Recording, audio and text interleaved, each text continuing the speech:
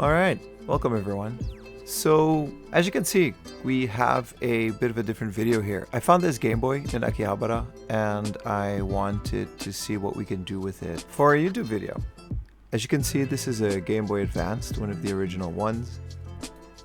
And I never owned one of these when I was little, so I thought it'd be cool to pick this up, refurbish it, and have a working Game Boy in 2022.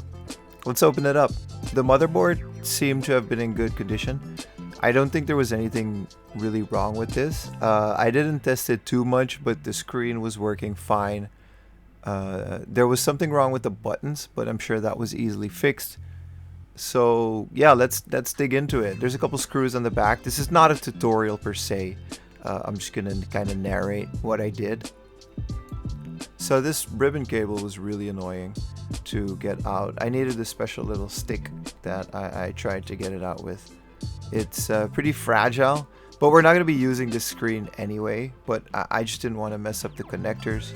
I don't really do this a lot, so that's why I kind of put the focus on it. This was really hard to film, by the way. But yeah, so as you can see, everything is not too terrible. It's a perfectly working motherboard, which is essentially all we need. So yeah, I just demonstrated what it would be like to take the screen out, but we're going to be using a new shell anyway, which is here, the Zelda Minish Cap Edition bootleg AliExpress. It came with stickers. I thought it was a really cool shell. It was only about 20 bucks. The screen we'll be replacing the original one with is a fully backlit IPS screen from Funny Playing. You can get these on retromodding.com. I think it was about 50 bucks.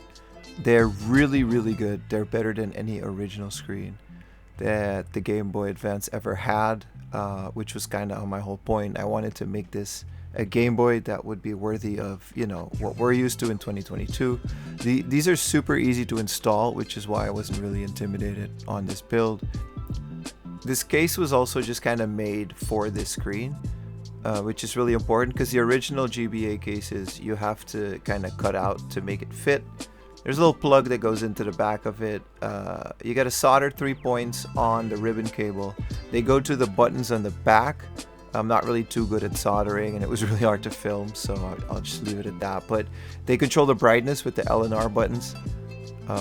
Here you can see the part in the back. Just put some solder on it and then connect the cable. Super simple stuff.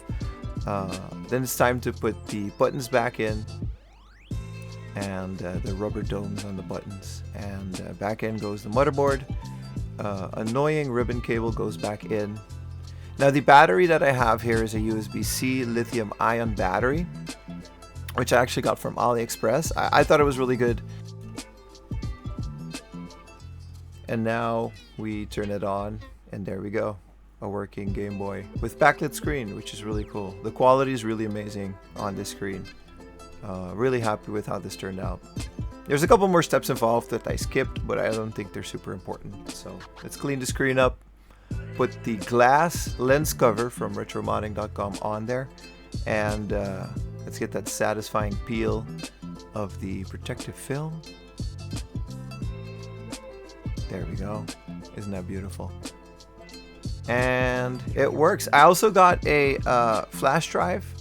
I got the EverDrive GBA Mini, made by Crix. I'll put that in the description as well. Super cool stuff. You could just put an SD card in there and of course copy your legally acquired ROMs onto your cartridge.